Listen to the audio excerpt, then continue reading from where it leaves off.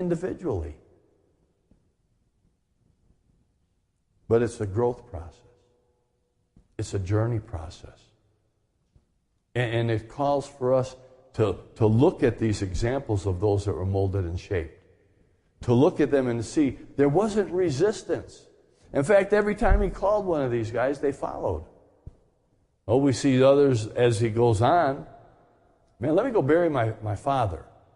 Let me go say goodbye to my friends. Boy, give everything I have to the poor and follow. Boy, those were tough things. They're still tough today. And yet the call is still there. Come, follow me. Be my disciple. But there's a cost, A, on your outline.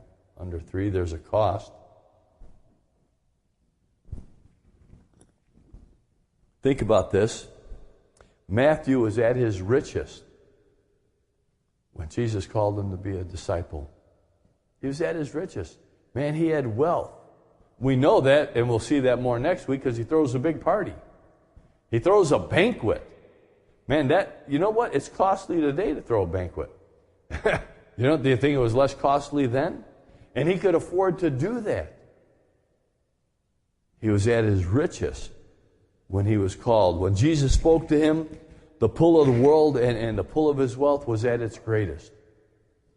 And sometimes today when Jesus is calling us, boy, he's calling us to reach out, to touch somebody, to provide help, to move somebody along. And sometimes it's not what I want to do. And the pull is great. And we have a choice. He's always given you and I a choice. As he called all these things, all those riches, as he called Matthew, were forgotten in an instant.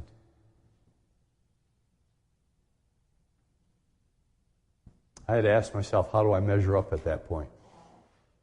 How do I measure up? Forgot them for the opportunity to follow Jesus. He didn't know what he was in for. Peter, James, John, and Andrew, and Philip, and Nathaniel didn't know what they were in for at that time. But yet they each followed because they believed he had the answer to life. He had the answer for eternity.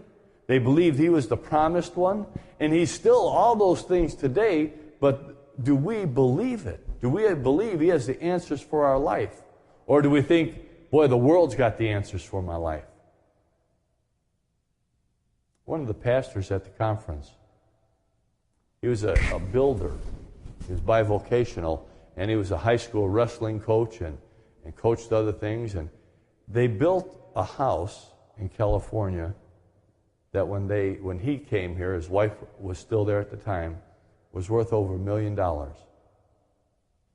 And they had looked at that would be their retirement. When they sold that house, that would be their retirement. He lost the house because in the 3 years that he was here pastoring, couldn't get it sold. And he came here, and then his wife finally came. And then, can't remember what the health issue he had, but they were doing a minor surgery, and they pierced his heart. And they had to do open heart surgery. Lost his house, lost his health. There's a cost. And yet, you listen to him, how he loves the Lord. They're trusting that God's still providing. It's an incredible thing. And that's where each of us are at. We don't know what the future holds, but I know who holds the future. And we see that in Matthew. He doesn't know what the future holds. He knows it holds not having a job. He knows that all this wealth that he has amassed at this time, that's going to be a cost to him. And later, if I've cheated anybody, let me know. Or Zacchaeus, if he cheats anybody, let him know, not Matthew. Isn't that incredible? Matthew knew those things, didn't know all these things, and he follows because he believed Jesus had the answer for life. Do you believe that today? Because the same issue faces you and I in this 21st century. We have a choice about what we will pursue. You have a choice what you will pursue every day. Will you pursue to be more like the world? That's a choice. And that's not just a hard choice for our kids. That's a choice for you and I as adults. It's a choice we all have to face. What will you pursue? Will you pursue the things of God? You see, we're back to the two altars, aren't we? Here's the altar over here of self and my wants, my desires. I got to amass a big retirement fund. Man, we live in a volatile world. The stock market dropped. These people, some of the pastors there follow that stuff. Man, I'd have ulcers if I followed it. Man, every time we get a thing, I read Guidestone that says you've lost this much money. I think, man, and they tell me it's paper. Man, don't feel that to my gut. And one of the pastors on Friday said, or I guess it was Friday, we were eating at breakfast, said, boy, the stock market dropped 300 points yesterday. It's like, gee, I needed to hear that. But you know what? God's in control. Who are you pursuing? Are you running to your altar to amass everything you can? Or are you going to the Lord's altar and laying everything you have at the altar and saying, God, I can't, but you can? That's what Matthew did. He had been at his little altar, his tax table. That was his altar. Man, he was serving himself. He was serving Rome, despised by his own people because he had a job that took advantage of them, and he left it to go to the altar of Christ. What will you pursue? Who will you serve? You see, those are questions that are there for you and I today. Every day you get up, you have a choice. What will you pursue? Now, if you work for a company, man, you need to be pursuing the company's improvement. But how are you doing it? In your own skills, or are you doing it to the glory of the Lord? Paul says, do all your work as unto the Lord. Now, boy, young people, he's talking to you too. Do all your work unto the Lord. What work? Do your schoolwork unto the Lord. You have chores around the house? Do your chores unto the Lord. You have a job. Do your job as unto the Lord. Be a person that people will look up to. Say, man, yeah, he's a Christian, but there's a person of integrity. There's a person that's honest. There's a person you can trust. That's a person you can share with.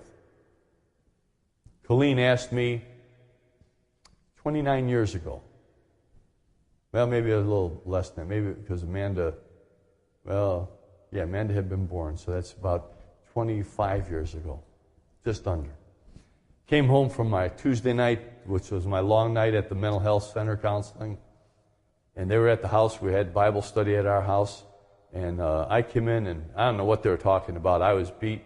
I hated Tuesday nights because they were so difficult, worst cases. And she says to me, Chris, if every Christian had a good friend, a true friend, would we need psychologists and counselors? And I said to her, Colleen, you trying to put me out of business? Trying to ruin my income? Because the reality was, if we had true friends, if somebody shared some pain with you, and you were there for them, and didn't go gossip about them. You know this whole thing that's been on TV this past week about the texting and the picture texting stuff. And kids being hurt because they've taken pictures of them that they shouldn't have done, sent it to somebody, and then they text that out to everybody in the world. And they were saying that happened at one of the schools, and within an hour, pretty much every kid in the school that had a cell phone had the picture of this girl. And they made fun of her.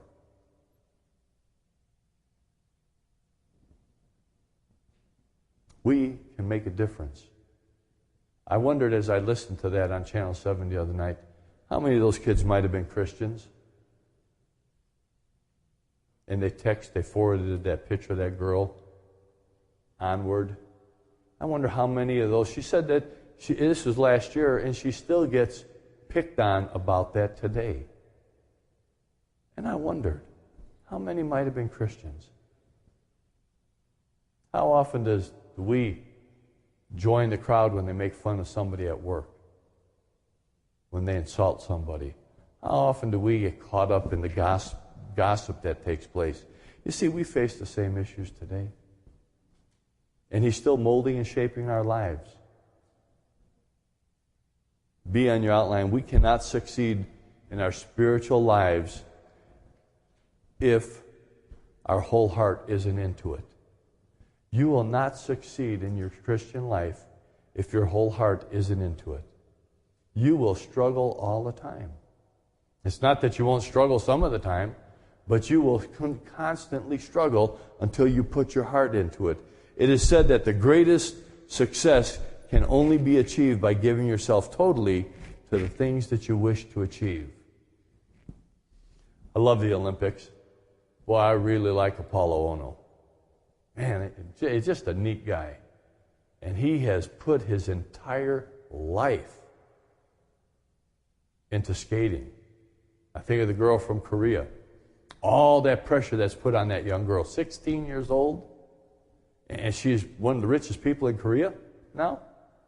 But the pressure to win gold, and if she failed, she would have been a failure. And I wondered how many believers might think that of her. Consider the cost. Those young people have dedicated their lives to that. Man, I look at the football players. You know, one time when I was still youth pastor down in Burley, I said, okay, let's figure out how many colleges. There's a lot of colleges. And figure out how many football teams. How many people on a football team. And go down into high school. And then now we got Pee-wee football and all. And all those kids that want to be great football players, how many of them make it to the top? Not that many. But they've dedicated their lives to that, to try to be the best. Should we do any less as believers? Dedicating our lives to the Lord, being the best of the best that we can be. It will cost. It will cost us to follow Jesus, just as it cost Matthew. Will you pay the cost? Have you considered the cost? Are you willing to step out? Are you willing to make that difference? If you've chosen to follow Jesus, I commend you for making that kind of a decision in your life. But if you're struggling with that decision, man, then I challenge you to look at the promises. I challenge you to find a verse that's an alignment verse that will bring you back under alignment. One of the verses, and I'd say it's the marriage verse, but God keeps speaking it to me, it's Hebrews 13:16. Do not fail to do good and to communicate or to share, for with such sacrifices God is pleased. When the phone rings and I'm tired, I have to think of that verse because I don't want to answer the phone. I'm tired. I've talked to people all day. When Gloria wants to talk, and I have been talked out. I've used all my words up and beyond, and Gloria's got words to use. It's a sacrifice.